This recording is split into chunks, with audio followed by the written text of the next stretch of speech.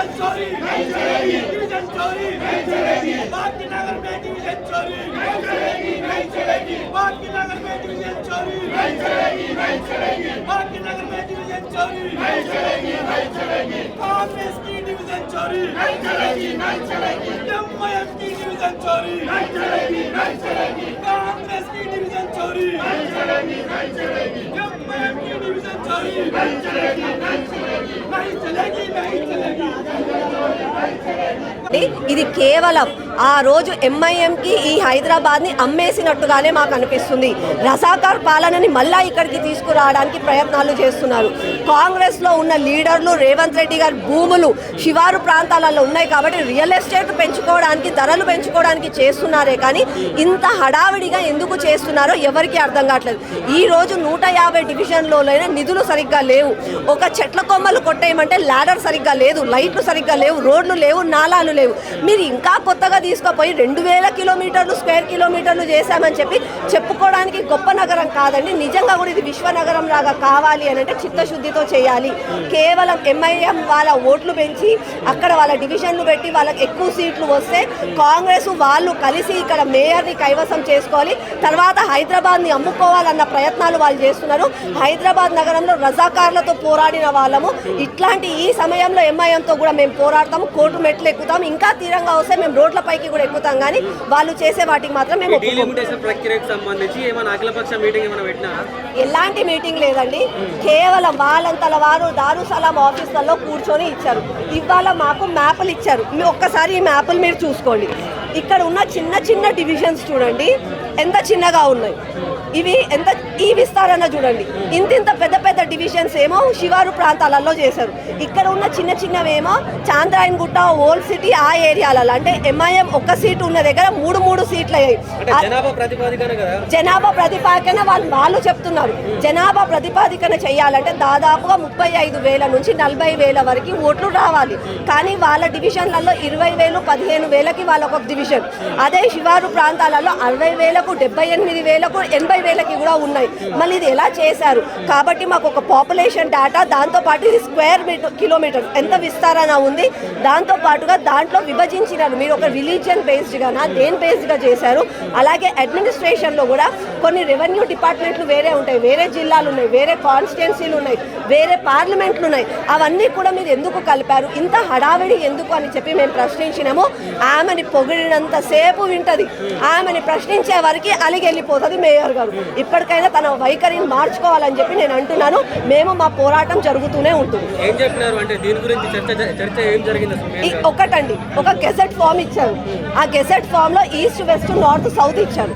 దాని తర్వాత ఈ రోజు మాకు ఈ మ్యాప్ ఇచ్చారు. ఈ మ్యాప్లో ఏమి కనిపించట్లేదు, పాపులేషన్ లేదు, ఏమి లేదు. దీన్ని తీసుకుపోయి మీరు కంప్లైంట్లు ఇవ్వండి అంటే ఎవరిస్తారండి కంప్లైంట్లు? ఎందుకు ఇస్తారు కంప్లైంట్లు? అంటే చీకట్లో బాణం వెయ్యండి. అరే మేము మీతో చర్చించాము, మీ అభిప్రాయాలు సేకరించాము కాబట్టి చిత్తశుద్ధితో మేము చేశామని చెప్పుకోవడానికే కానీ ఇందులో మాత్రం ఎలాంటి ప్రణాళికబద్ధంగా జరగలేదు. ఇది కేవలం చెప్పుకోవడానికి కాంగ్రెస్ వాళ్ళు గొప్పగా చెప్పుకోవడానికి ఇవాళ మీటింగ్ పెట్టిందే కానీ మేము అడుగుతున్న ప్రశ్నలకు తన దగ్గర సమాధానం మాత్రం లేవు. ఏమి లేదండి, మీరు అనుకుంటున్నారా ఏదో చర్చ చేస్తుందేమో చేస్తుందని. కేవలం దీనికి ఆమోదం పలుకుతుంది, తర్వాత ఎలక్షన్స్ టైంలో ఎలక్షన్లు పెట్టేస్తారు, మేయర్ సీటు వాళ్ళు కైవసం చేసుకుంటారు. అంత రాజకీయ లబ్ధి కోసమే. కాంగ్రెస్ రాజకీయ లబ్ధి కోసం ఎంఐఎంకి మన హైదరాబాద్ నగరాన్ని అంపేశారు. ఇది ఒక బీజేపీ పార్టీ కోసమో నా కోసమో కాదు, హైదరాబాద్ నగర ప్రజల కోసం. ఆ రోజు రజాకార్ పాలన మళ్ళా తీసుకురావాలనుకుంటున్నారు. ఈ రోజు మనం బొట్టు పెట్టుకోవాలన్నా, మళ్ళా వినాయక చవితి చేసుకోవాలన్నా, అయ్యప్ప మాల వేసుకోవాలన్నా ఈ దారుసలాంలో పోయి ఎంఐఎంల కాలు మొక్కాలా మేము? మాకేం పట్టిందండి? హైదరాబాద్ నగరం మాది, ఎంఐఎం ఒక్కరిది కాదు, ఒక ముస్లింలది కాదు, ఒక మైనారిటీలది కాదు. హైదరాబాద్ నగరం అందరిది కావాలి అంటే మేయర్ గారు మంచిగా సానుకూలంగా స్పందించాలి. అంతేగాని ఏదో ఇంట్లో అక్క చెల్లెలు కొట్లాడుకుంటే నేను అలిగెళ్ళిపోతానని చెప్పి అలిగెళ్ళిపోతే మాత్రం ఎవరు కూడా మా పోరాటం కొనసాగుతూనే ఉంటుందని మేము ఇవన్నీ డాటాస్ తీసుకున్నాము. పార్టీ నిర్ణయం తీసుకుంటుంది, పార్టీ కోర్టుకి కూడా పోతానన్నది. పార్టీ రోడ్ ఎక్కమంటే రోడ్ ఎక్కుతాము, పార్టీ పోయి సెక్రటేరియట్ ముట్టడించమంటే సెక్రటేరియట్ ముట్టిస్తుంది. కానీ హైదరాబాద్ నగర ప్రజలకు న్యాయం జరిగే వరకు మేము పోరాడుతూనే ఉంటాం.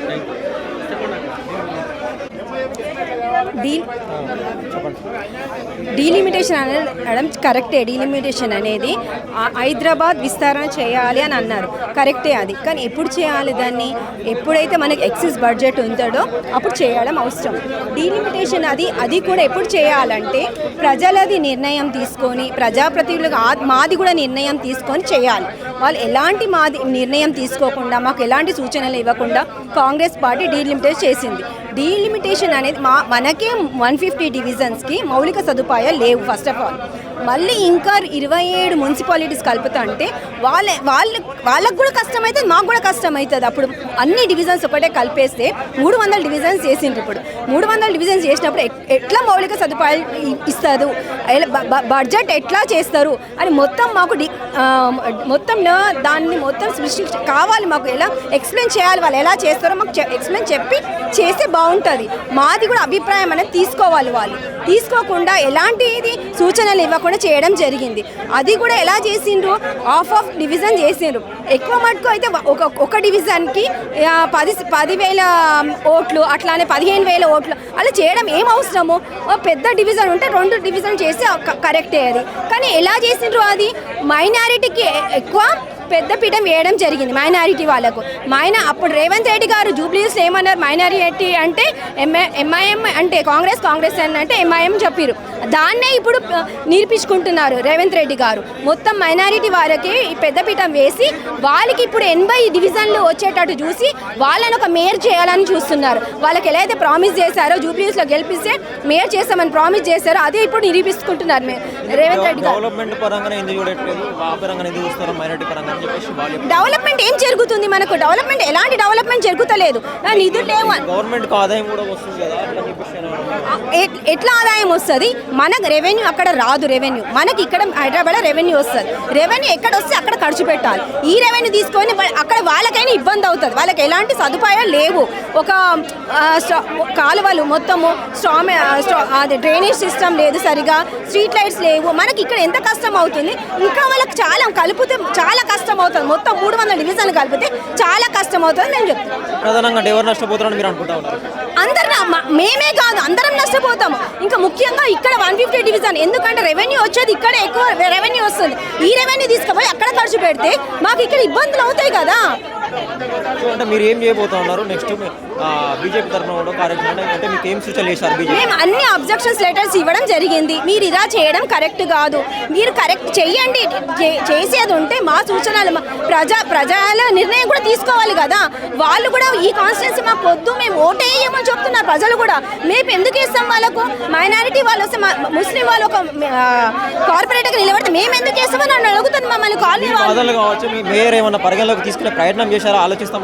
ఆలోచిస్తాం అన్నారు కానీ ఇంతవరకు అయితే మాకు ఎలాంటి చేస్తామన్నారు. ఇంకా ఏం చేస్తామో చూడాలి ముందు వాళ్ళు. ఓకే.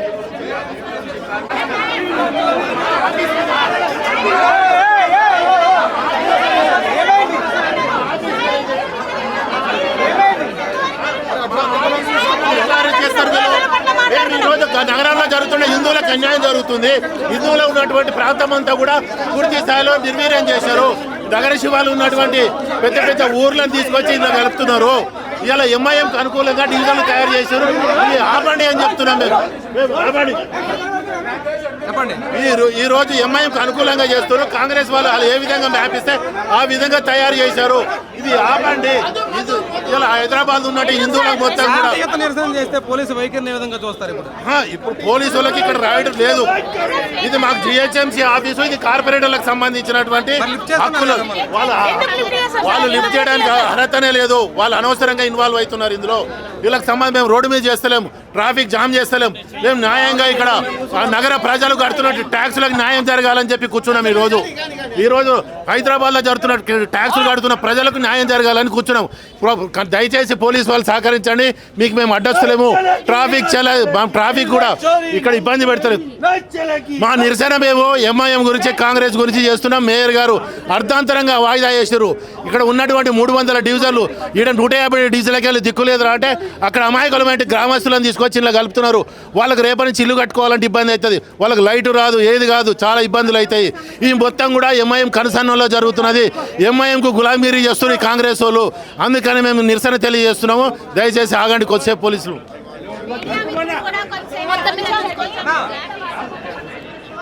అన్ని బౌండరీస్ అని నాలాస్ అని అవి డివైడ్ చేసి కానీ మేము మిశ్రాల్ కార్పొరేటర్ మాది మిశ్రాల్లో కూడా 86 వార్డు మిశ్రాల్లో కూడా రెండు విభాగాలుగా డివైడ్ చేసారు. ఎందుకంటే మా ఓటర్సే 48,000 దాన్ని 2 విభాగాలుగా విభజిస్తే మిగతా డివిజన్స్ కాన్స్టెన్సీ మొత్తంలో అడిగ్మేట్ కవాడిగూడ గాంధీనగర్ ఏవి కూడా విభజించలేదు. ఓన్లీ మా ముషిరాబాద్ రామ్నగరే విభజించారు. మేము ఒకటే డిమాండ్ చేస్తున్నాం, అన్నీ కూడా ఈవెన్ గా డిమాండ్ చేస్తే మొత్తం అందరికీ పబ్లిక్ కూడా కరెక్ట్ ఉంటుందని మేము చెప్తున్నాం.